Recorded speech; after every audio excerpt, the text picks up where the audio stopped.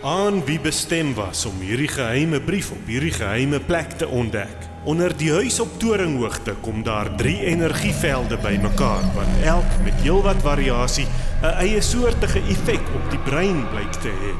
Hoewel ek nog glad nie afdoende antwoorde het nie, blyk die eienskappe basies soos volg te wees.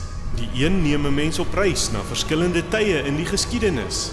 Die tweede neem 'n mens na 'n parallelle werklikheid of onwerklikheid, gewoonlik met die doel om 'n vraag in 'n mens se binneste te beantwoord. Die derde so 'n poort is nog grootliks 'n raaisel en blyk geen vaste patrone streng te volg nie. Dit blyk tog te doen te hê daarmee om 'n huidige situasie te bekyk met die kennis, insig en wysheid van 'n ouer weergaaf van 'n mens self.